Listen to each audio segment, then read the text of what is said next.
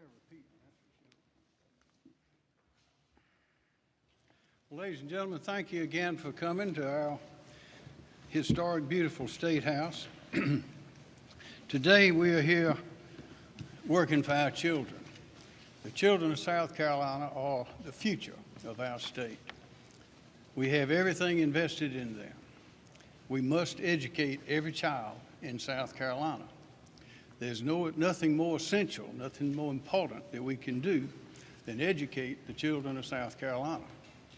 And try as we might, we know that virtual education is not as good for most children as face-to-face, in-class education, teaching with an excellent qualified teacher, of which we have an abundance. So what we need to do is take every step at our disposal to see to it that our children get back in their classrooms where they all want to be, where the teachers want them to be, where the district personnel want them to be, and all of us want to be. We must do it safely, we must do it carefully, but we must do it. Parents need to have a choice.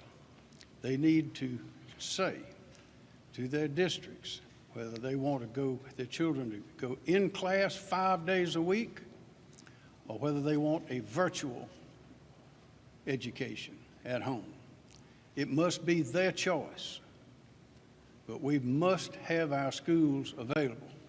We have the resources. The Department of Emergency Management Division, Department of Administration is ready to assist the districts, and we must get started with these plans. We are working for our children. The State Department of Education has directed public schools to submit their completed school reopening plans for review and approval by Friday, July 17th. That's this Friday. That's 2 days from now. They have been working on them. Nothing is more essential than giving each of our children an excellent education. It is in our Constitution. We must do it. Today, I'm calling on all the public school districts to submit reopening plans that give parents the option to send their children back to school 5 days a week. Or parents can choose to keep their children home and receive virtual instruction. We must give parents the choice. This is the only thing that we're asking these districts to do today, is to give the parents the choice. The parents are looking to our schools. The parents pay taxes for the schools. The Constitution provides for schools. We must see that the children have these schools available.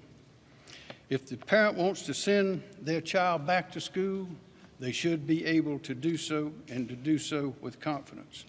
If the parents want to keep the child at home, they should be able to do that and do it with confidence. Each district must allow the parents to make that choice for their children. I ask our superintendent, Molly Spearman, not to approve any district plan that doesn't give parents the choice to send their children to classroom face-to-face instruction. But let me be clear, each district, it is the district that must craft their own reopening plans. I'm not going to issue an executive order on this. The legislature has spoken, the leadership is here. It is in the continuing resolution that it is the superintendents and the districts that will provide these plans for getting the children back to school. That is the law. What we are asking here today is for the school districts to allow the parents to decide whether they send their children back to the classroom. As of today, a number of districts are doing just that. Anderson District 5, Berkeley County, Lexington Districts 2 and 5, Pickens County, among others.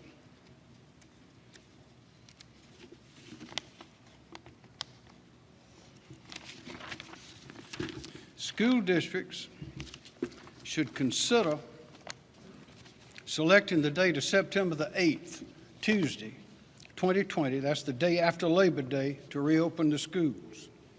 This will allow plenty of time for the school districts to complete their plans, which we presume all have started in earnest, for the school districts to communicate with parents their plans, and to allow the parents to make the plans on whether to send the child back to school or to choose the option of virtual learning at home.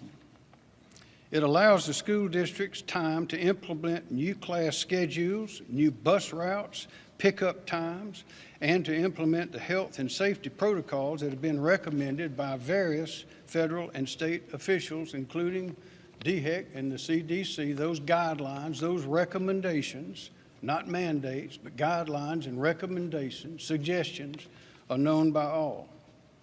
You may remember that Congress in the CARES Act sent $216 million in CARES Act funds directly to the State Department of Education for COVID-19 related expenses. $216 million. These funds are there to be accessed by school districts to pay for COVID-19 reopening expenses such as those we're speaking of now, and to ensure that our classrooms are safe and secure for students and teachers alike. School districts, if you have not inquired, if you've not established needs and what you think you will have to have, please do so right away. We cannot restrict learning by forcing students to participate in remote learning when many of our students in rural parts of the state have no access to internet at home to begin with. As you know, we are working diligently on a broadband plan to extend that around the state, but it's not done yet. All children, regardless of their zip code, must have the opportunity to attend in-class instruction, and it is up to the parents to make that choice. For many South Carolina families, public schools provide the opportunity for parents to go to work. By working, of course, the parents are able to provide housing, meals, economic security, and all sorts of other things for the children. But the schools also protect many of our most vulnerable children. The Department of Social Services reports that child abuse and neglect complaints received by the agency during this pandemic have gone down. That's because the children are not at school to alert the school teachers and the authorities there, the nurses and the teachers and the principals, of difficulties. We suspect that the incidents are going up, although the reports are going down because the children are not in school. And of all our school children, about 750,000 during this pandemic.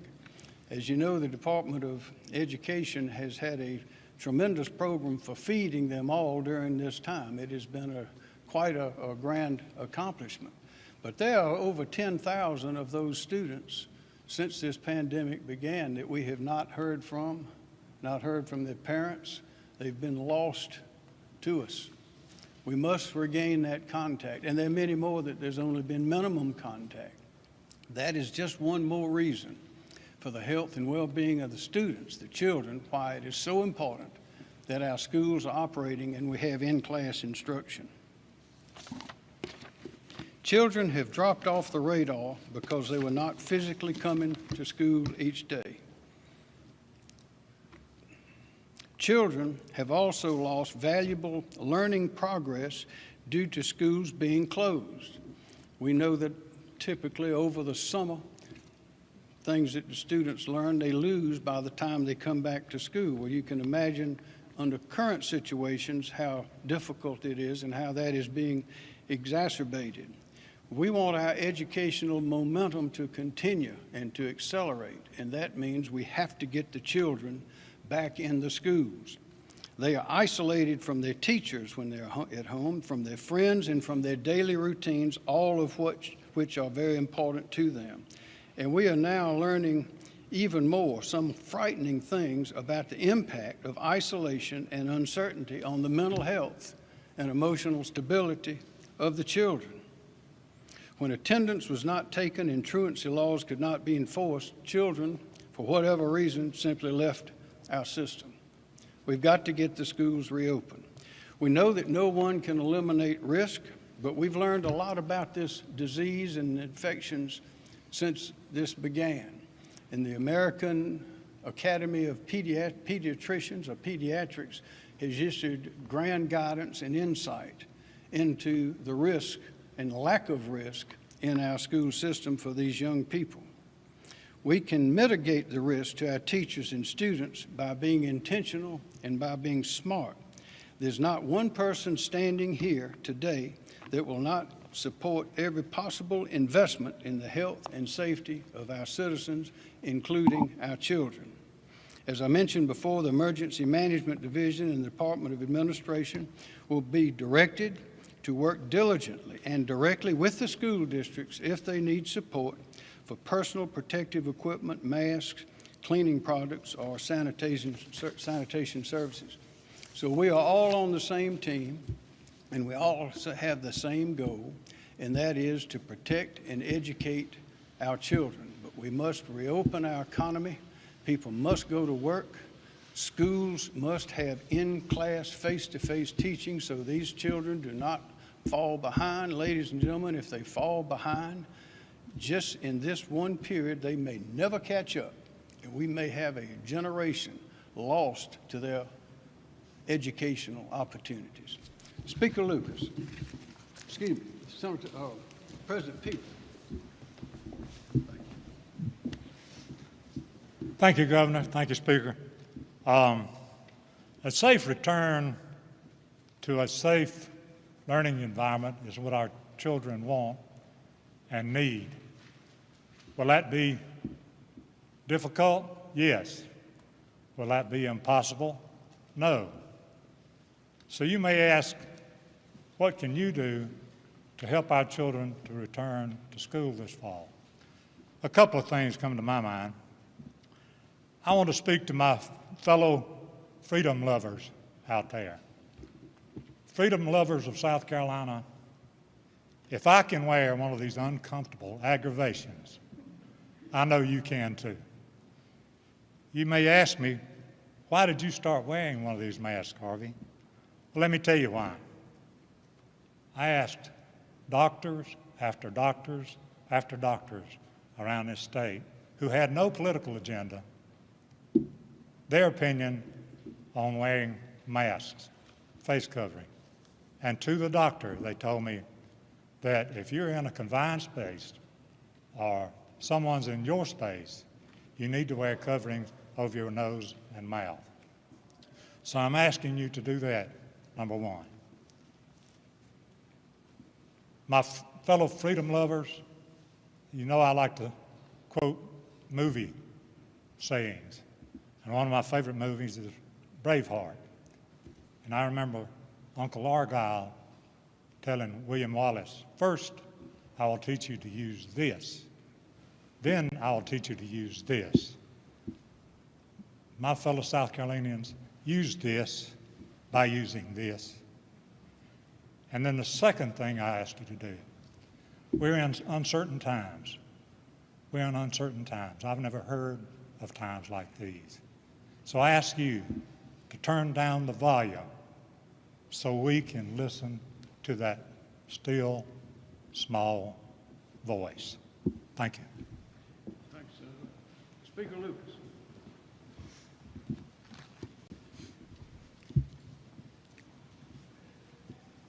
Thank you, Governor, for letting me speak at this very important press conference, and I want to thank all the members of the media for coming out and covering this today. When I thought about this issue, I wanted to think about it a little differently than others might have.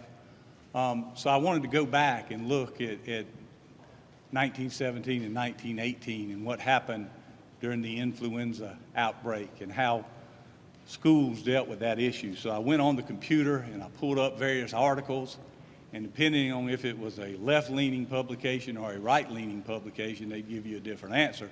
If it was a left-leaning publication, nobody went to school back in 1918, 1919. If it was a right-leaning publication, everybody went to school back in 1918 and 1919. So I learned pretty quickly that current articles weren't going to be very helpful because children going back to school was being made into a political, partisan issue, and I can tell you that it's not a political, partisan issue. It's a personal issue, and it's a personal issue for all of us. On the way down this morning, I've got a number of members, a number of people in my community, but members who are so engaged with this issue, who tell me that they're, on one end, that their children aren't learning virtually, they're falling behind, but on the other end, Speaker, I've got 5 children at home. I don't like virtual schooling, but I don't know if it's safe to send my kids back.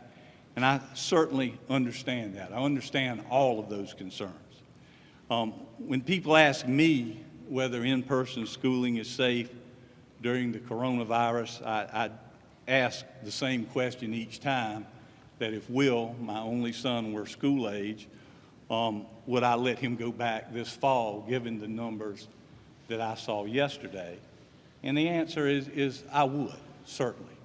And there's a reason for that, and it's not that I'm Republican or Democrat. I am a Republican, but you know, it's based on my personal history. And I always like to talk about my dad. My dad was the greatest person I ever knew. He came up poor. His mother and father, I don't think, had 8 years of education between them. It was very hard on my dad while he was at home, because my grandfather was always pushing him to leave school and go work in the textile mill.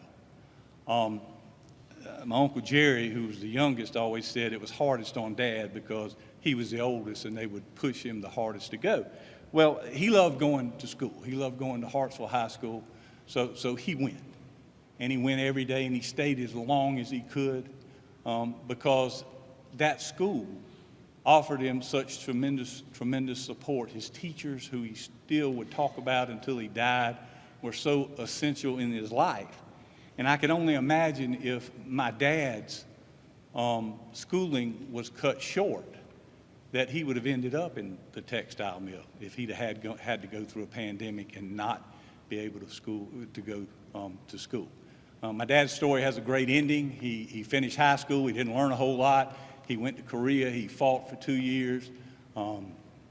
He went to college on the GI Bill. He went to the University of South Carolina.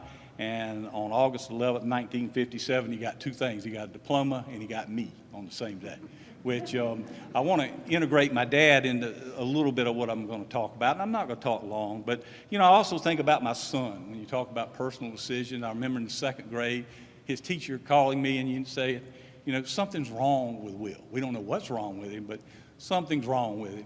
So we took him to Joel Sussman, who was a great psychologist over in Columbia, and he worked with him and looked at him, and you know, we were thinking maybe he's got attention deficit disorder. He had something called DAMP, which he had attention deficit disorder, but he also had a motor function problem. He didn't have any balance. He couldn't ride a bicycle. He couldn't have his fingers do that. So with the help of some really dedicated teachers who not only worked with him during the day, but worked with him all of his life after school, tutoring. You know, he graduated Hartsville High School, just like his granddad, just like his dad.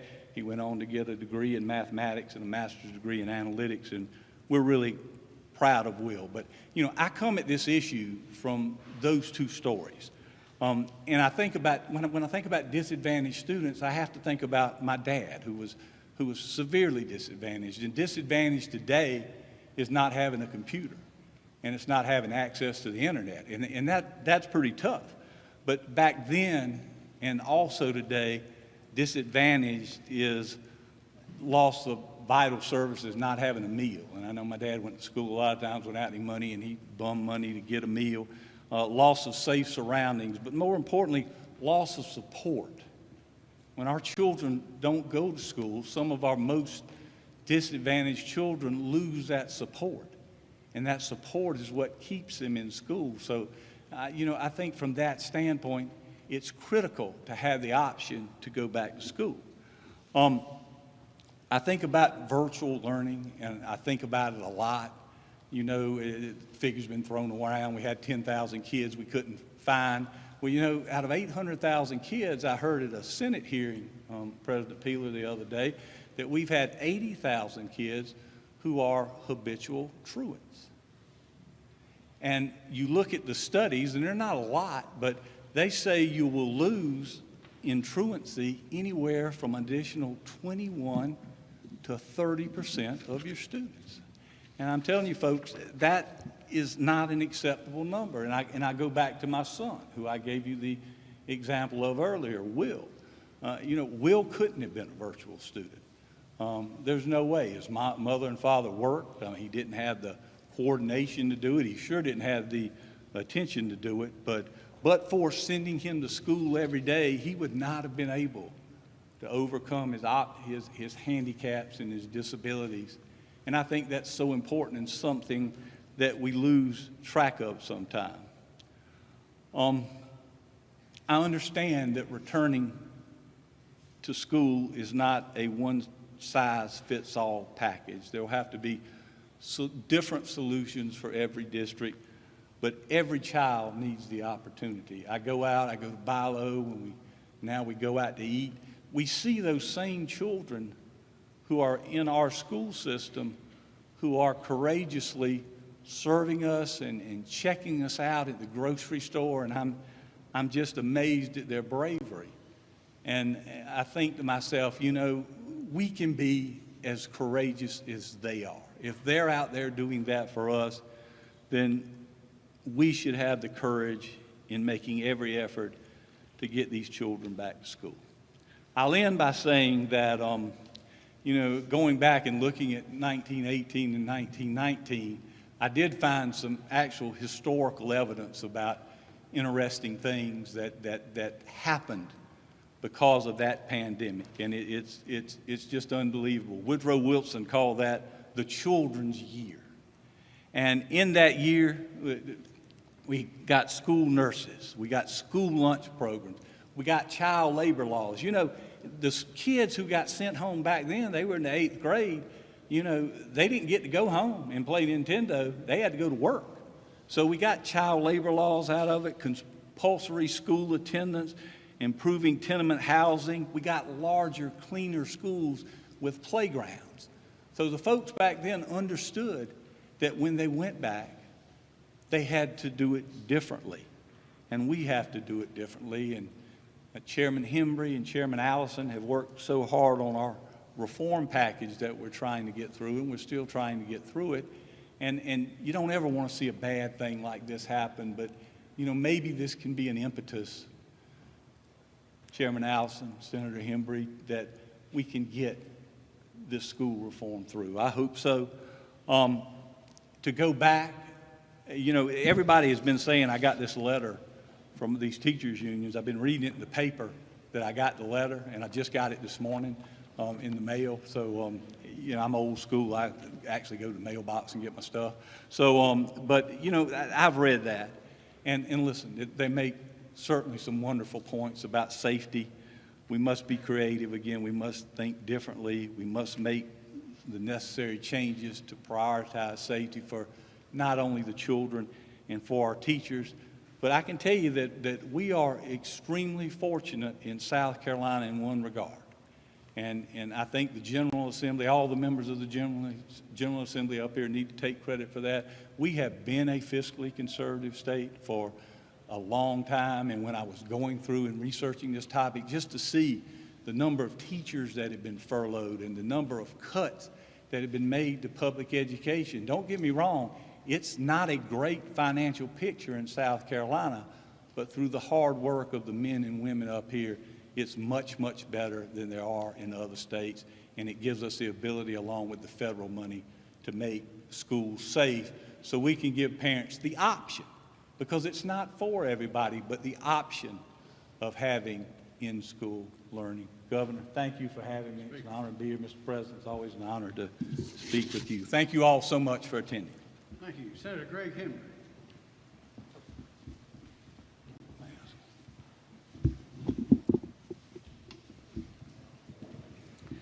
Thank you, Governor McMaster. I appreciate everyone who's come for this press conference. A lot has already been said. I'm going to be fairly brief. I've got four quick points that I think are worth discussing with you. First off, the virtual learning experiment that we have been engaged in the last semester of school this past year got an A+ for effort. There was a tremendous amount of work, dedication by administrators, by teachers, by the folks in the school system to literally turn on a dime and totally restructure their method of education in a very short period of time. We asked them to do a lot, and they did do a lot. Unfortunately, in result, that effort gets a D-. It was a terrific effort, great amount of work went into it, but the results on the back end have been abysmal. We know this now, we're seeing the statistics, the data is telling us that in mathematics, on average, students have lost not just that semester, but a complete year. And that in English, students have lost a complete semester. So we are starting out now. If you were in the 3rd grade when you began the year last year, and you are to be going into the 4th grade, in mathematics, on average, you're at a 3rd grade level. You're starting from scratch. So it's not worked. That's the bottom line. It's just not worked for many, many of our students. Second point, other countries are reopening their schools very successfully and very safely. And this is all over the world. In Europe, in Asia, there's a terrific article that was written by Michael Birnbaum in the Washington Post that came out July the 11th. I would encourage you to, it's worth reading and looking at as he goes through country by country how those other countries have reopened, they're back full-time in school. Many of the countries have even abandoned social distancing in their schools, and their cases are not increasing. They have avoided coronavirus spikes in their schools. Now, there are medical reasons for this. There are other reasons. Pediatricians can tell you about it. I know that we have some other speakers that may be addressing those issues, but the bottom line is this can be done. If they can do it in Korea and they can do it in Sweden, we can do it in South Carolina. They're no smarter than we are. They're no better than we are. They're no more equipped than we are to carry out this important effort. Third point, bottom line is parents deserve an option.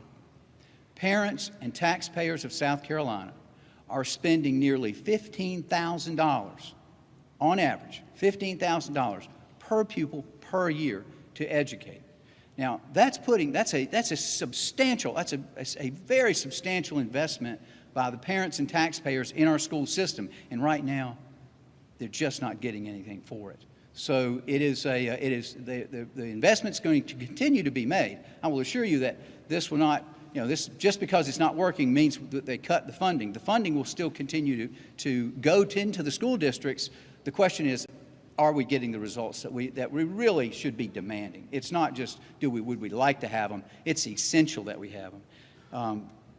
And of course, there are other choices. This is about a choice. It's a parental choice. No one's forced to do this. The people that will be most, it will be hard for the districts to do this. I get it. It's hard work. It will be hard to reopen. It will be new challenges in reopening. It's going to be hard for the superintendents, hard for the administrators, hard for the teachers. It's hard work. I get it. The adults will have to work harder to serve the children, which is their chosen profession and really their responsibility. And finally, the fourth point, and this you can put it in the bank. And Speaker Lucas told the story about this, but this is how it's going to go. The most vulnerable children in South Carolina will suffer the greatest if we do not open. They'll suffer the greatest from a health standpoint. They'll suffer the greatest from a physical health standpoint, from a mental health standpoint, from an economic health standpoint, and from an educational health standpoint. They will suffer the greatest. So if that's something that the strong districts will be able, if we don't reopen, be able to turn it around faster. You can count on that. That happens every time. The weaker districts are going to slide even farther behind. So quite frankly, if our schools were terrific and at the top of the country, and that'd be one thing, but we're in the bottom fourth right now.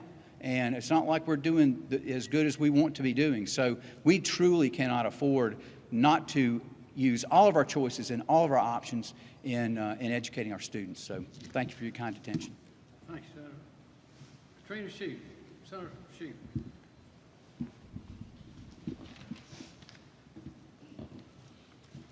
Thank you, Governor.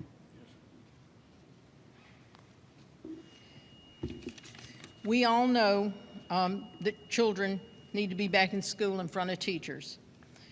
We all know this. We've all been listening that virtual schools work for some children, but they don't work for all children.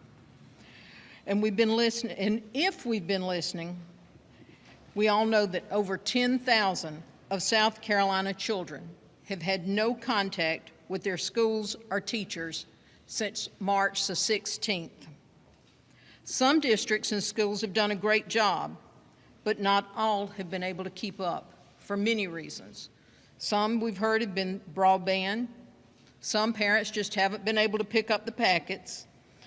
It could have been for whatever excuse, but some people just haven't been able to keep up. Now, this does not include, now that 10,000 number, that's a good number for kids that just we don't even know where they are. But there are other children that we might have found them, but they haven't kept up with their education. So there's 10,000, that's the number that we don't even know where they are, but there's this other number that we don't know, they haven't had any education since March the 16th. So that's a whole different group of children. We also know that if we don't offer in-person learning this fall, that number is going to increase. It's not going to get smaller. We've got that group of children, this other group of children, then we're going to have a whole different group of children that are going to continue to fall behind. There's no one in South Carolina that wants children to be in danger, not one person. We don't want to put children out there and put them in danger. We're going to do everything we can to make sure children in South Carolina are safe.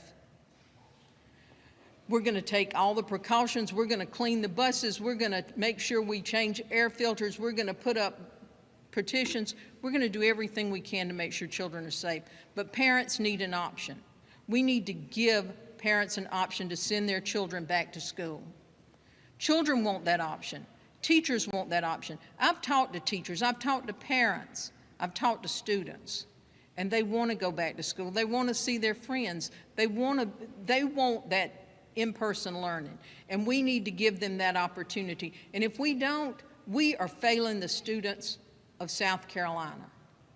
We can't continue to lose students in the system. We know that there's been over a 50% decrease in reports of abuse and neglect in the state of South Carolina.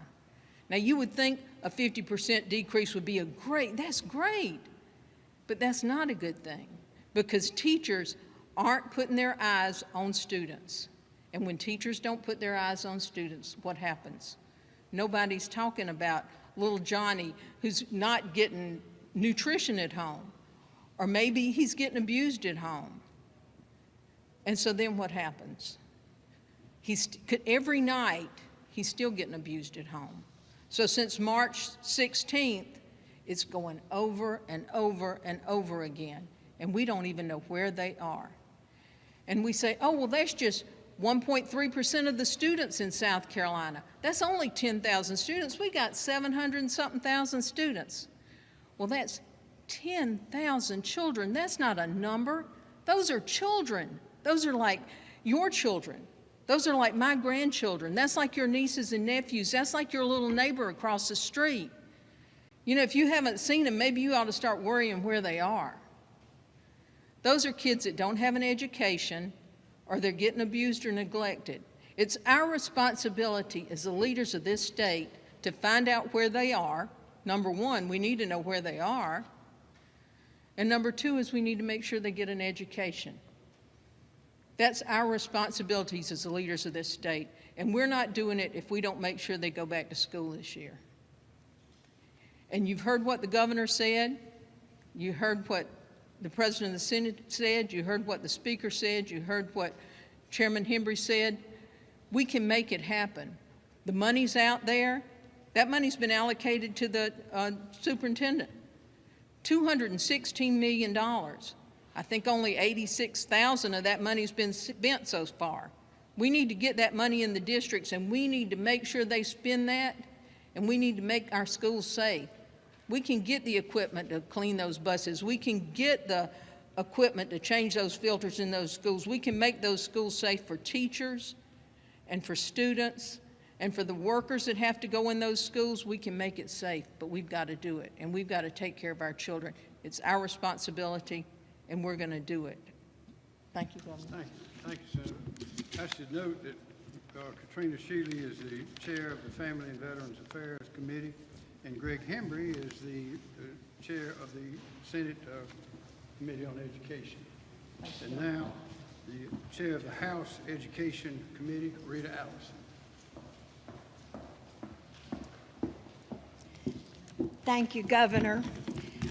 You know, we've been here together now for probably a half an hour talking about all the challenges that we as not leaders only of the state of South Carolina, but for all of those people out there who care about this state, care about their children, care about the teachers, the administrators, and all.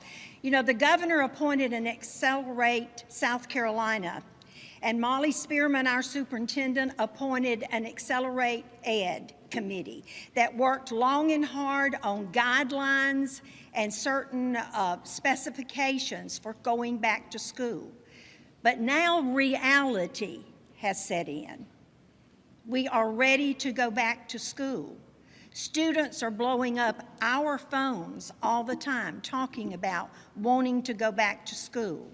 I have 3 grandsons, 13 and 14, want to go back face-to-face.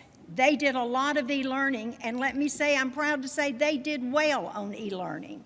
But I also have a 9-year-old, and e-learning didn't hit too well for him, even though he had a great teacher who was online with him all the time. He wants to go back face-to-face.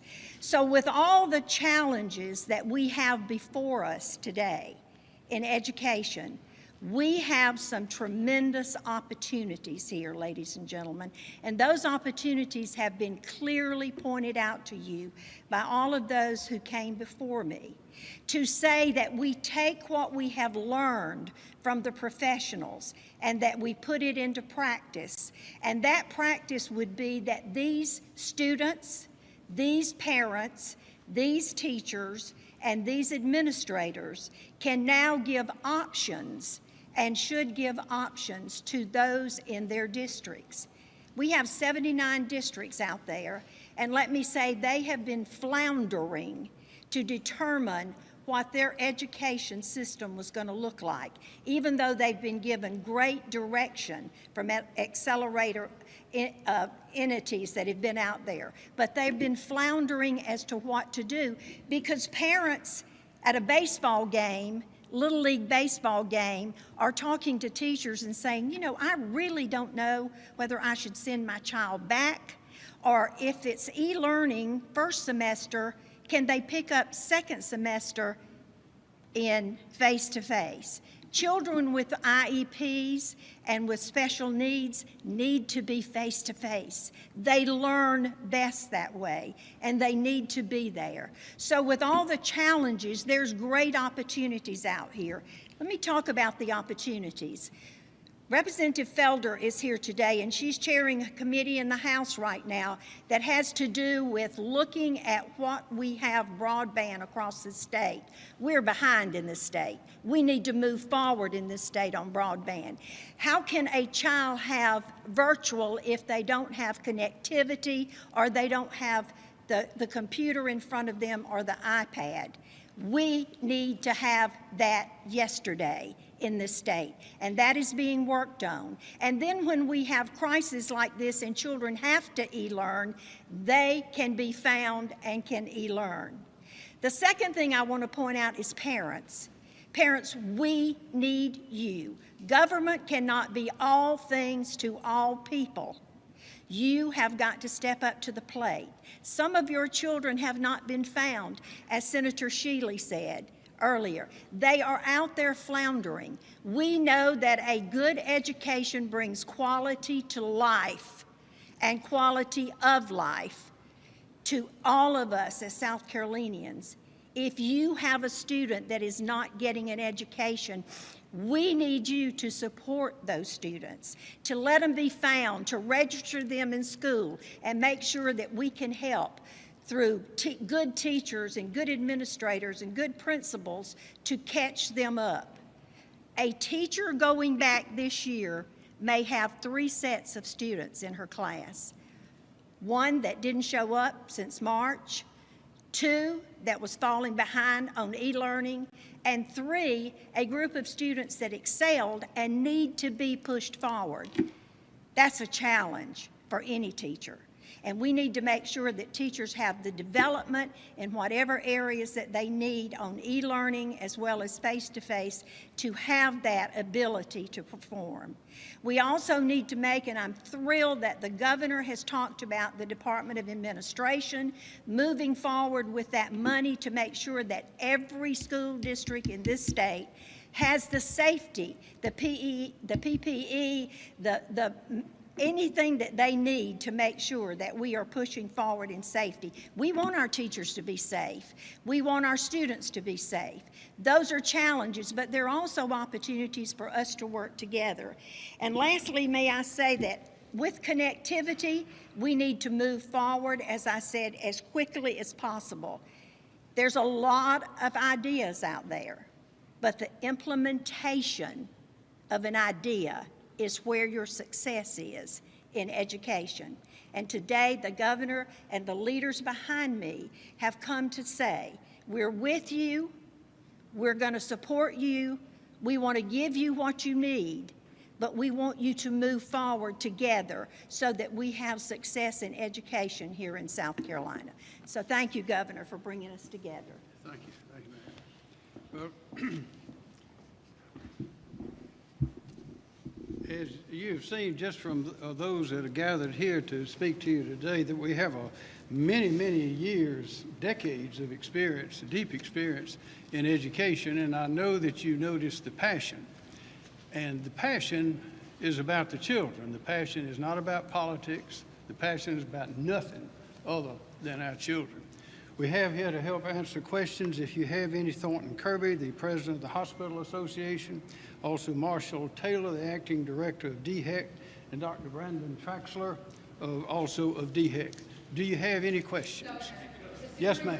The superintendent is obviously not in attendance for this press conference today. Why isn't she here? Did you go over any of these recommendations with her and what's been her feedback? Yes, ma'am. We went over all of them with her, and she had some questions, and we discussed them thoroughly. She and others were invited to be here, but these are the ones that accepted the invitation to be here today. Yes, sir. Governor, the Accelerate Ed Task Force clearly outlined that any county experiencing a high rate of incident to operate under distance learning. Only one county in our state would be eligible for some sort of hybrid approach.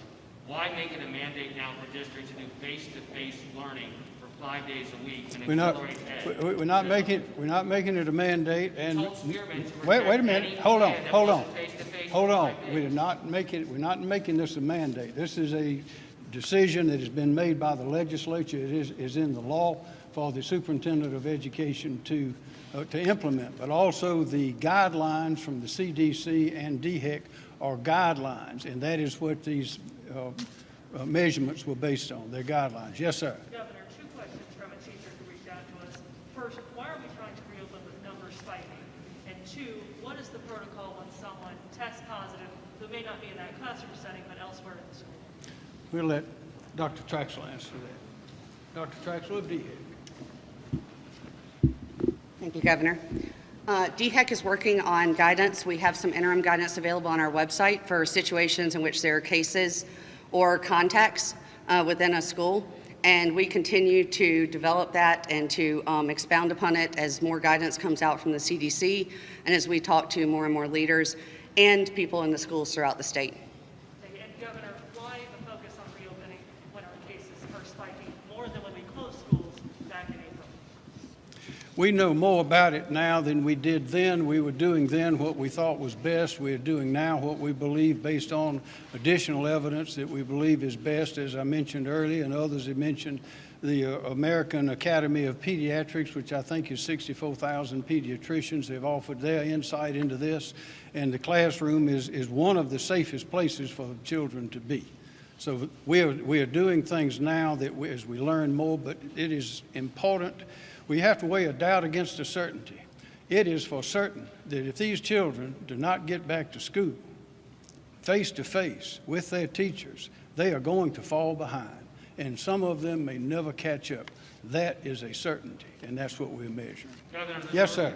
Okay. Governor, you mentioned that you invited Superintendent Spearman and others to be here. What's your reaction to the fact that she's not here, that other district superintendents did not come to us? Well, I don't know how many district superintendents we invited. We invited a number of legislative leaders and Ms. Spearman, and we have room for more, but we're delighted that those who have had this deep experience, pertinent experience, are here with us today. Yes, ma'am. With so many teachers in South Carolina in that high-risk category, are there going to be any alternatives for teachers? That is the kind of question that the district superintendents need to be answering in consultation with DHEC and with the noon, what we know about the virus. Yes, sir. Governor, you don't send kids to school in a hurricane, you close them. Why are we sending students back to school in a pandemic? Well, a hurricane doesn't last that long, and they can do it 2 or 3 days out of school, but they cannot go for months and months on end without having face-to-face with a teacher. There's nothing more important in a child's life other than the relationship with their parents than there is with that teacher. Yes, ma'am. Yes, ma'am. About school nurses. I beg your pardon. There was mention today about school nurses, but many schools across the state do not have a school nurse. Is there going to be anything as part of when the legislature returns, or is there any conversation about how to get more school nurses into the schools while we're ready? There have been conversations, and there will be nurses available. Many of our schools, I believe most of them, do have access or have a nurse on duty, but we will see whatever is necessary to make it safe, to make it comfortable in that school will be provided. Yes, sir. Many parents and teachers who have reached out to us are scared because they are in those at-risk areas. I know what you said about students likely wouldn't have it as severe if they got sick. Yeah. What do you say to the teachers, bus drivers, nurses, parents at home who have medical conditions who could die or get seriously Well, that's the ill? same. These are the things we've been dealing with since this began, and we know those that are older, those with underlying conditions at risk, and we have to take care of ourselves. We have plenty of guidance on how to do that. Yes, sir.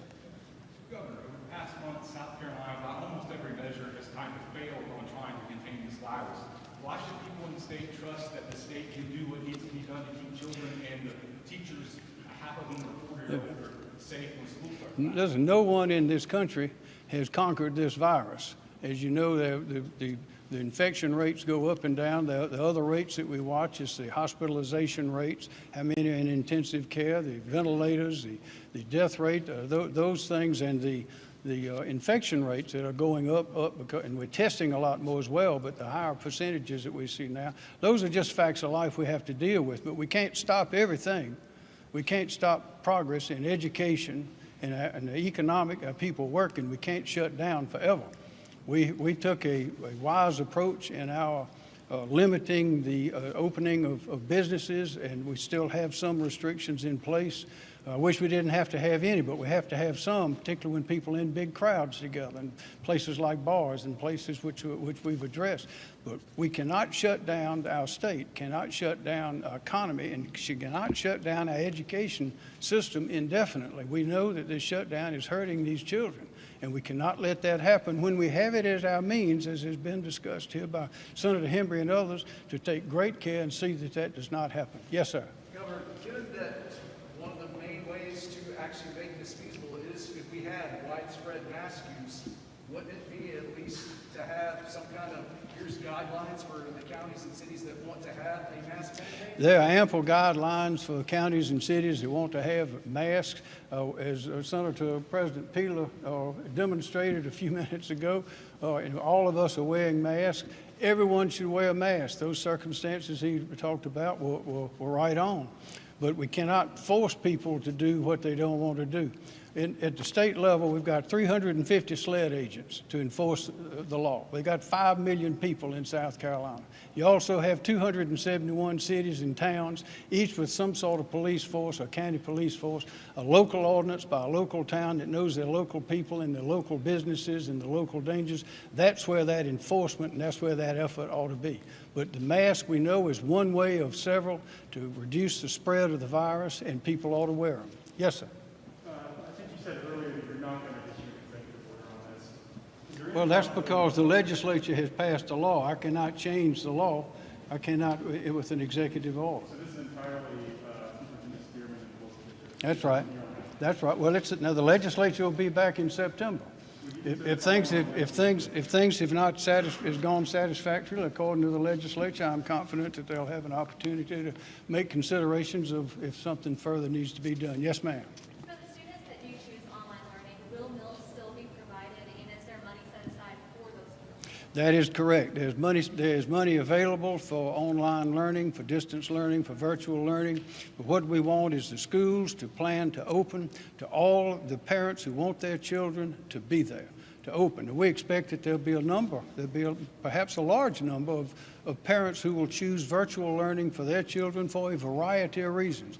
That's their choice. We believe that that in itself will reduce the concentration of a lot of children in the schools and make it easier for the implementation of the rules to keep everyone safe. Yes, sir.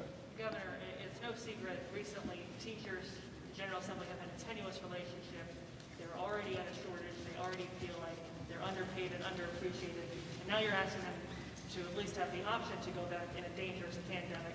What's your response to teachers who are scared about their health and also their loved ones? Well, I think everyone's scared about their health. That's why, and about everyone else's health. That's why we're all wearing masks. That's why we're standing here at distances. We're all in the same boat. There's no special group. The only ones that are really in a special group are the elderly and those with those conditions, and a lot of people in the poorer parts of our state. And we concentrated on that. We understand that, and that's why we're doing the things that we're doing in nursing homes and otherwise. Yes, sir. You gave that after Labor Day recommendation, and I'm wondering, do you all expect by that date that cases are going to go down, or is there some reason why after Labor Day rather than? Well, one reason is the day after Labor Day. That's the last day under the law. That's the last day by which the schools must open. But there's a lot of planning that goes on with what we've been discussing today. There are a lot of things that need to be done. There are a lot of assets that need to be accessed, including the money of the $216 million that's been made available to the Department of Education directly in the CARES Act. There's much more to be done in many of our districts. They need some time, and that we're not requiring that, but we're suggesting that that would be a good date. And I have a question on that money. There's been some confusion from school districts and teachers groups about whether that money is only going for school districts if they do in-person instruction. Would it also apply to if they did a hybrid virtual unit? Yes, it is for a response to the COVID-19 virus, period. Yes, sir. Yes, sir.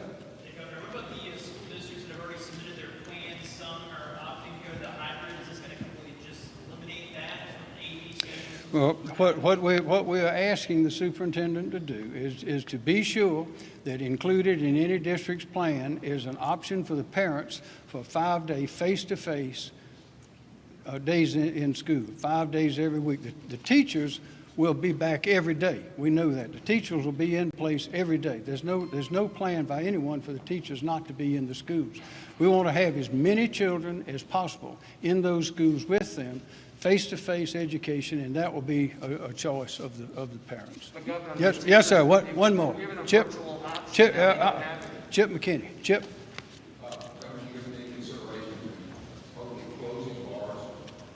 No, sir. No, sir. What we put in place was 11 o'clock rule that after at 11 o'clock the bars and restaurants would discontinue the service and the consumption of alcohol on premises. And we think that's a measured, targeted rule, and that's the one that we're going to stick with. That's the end of the questions. Thank you very much. We'll do off topic in a moment.